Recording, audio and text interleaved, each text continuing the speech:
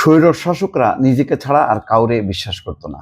বাংলাদেশের শেখ হাসিনার অবস্থাও ছিল তাই। তিনি কাউকে বিশ্বাস করতেন না, সবাইকে সন্দেহ করতেন এবং সবার উপরেই গোয়েন্দা ভিত্তিক করতেন, সবাইকে নজরদারি রাখতেন, সবার টেলিফোনে আড়ি পেতে তিনি বোঝার চেষ্টা করতেন কার কি মতিগতি। তেমনি আমরা জানি যে দুইজন ব্যক্তি যারা খুবই শেখ হাসিনার ঘনিষ্ঠ এবং সুনজরে ছিল, কিন্তু বাস্তবে তাদের বিরুদ্ধেও গোয়েন্দা নজরদারি ছিল। সেটি আবার প্রকাশিত হয়েছে তার গণভবনের যে বিভিন্ন দলিলপত্র কাগজপত্র সেগুলো উদ্ধারের মধ্য দিয়ে। বেনজির ও সাকিবের বিরুদ্ধে গোপনে নজরদারি করছিল হাসিনা, অর্থাৎ বেনজির আহমেদ এবং সাকিব আল হাসান দুজনই তার প্রিয় ভাজন। বেনজির আহমেদ অবশ্য শেষের দিকে এত বিষয় সম্পত্তি করে ফেলেছিল যে গোপালগঞ্জের অর্ধেকই বোধহয় তার দখলে ছিল, ফলে এত বেশি প্রভাব এটা শেখ হাসিনা সহ্য করতে পারেনি। এই হচ্ছে বেনজির। আর সাকিব আল হাসান, সাকিব আল হাসান তো মোটামুটি তিনি তারকা, তার মধ্যে ব্যবসা, জালিয়াতি, জুয়া টুয়া খেলে ঠেলে প্রচুর টাকা পয়সার মালিক হয়েছে।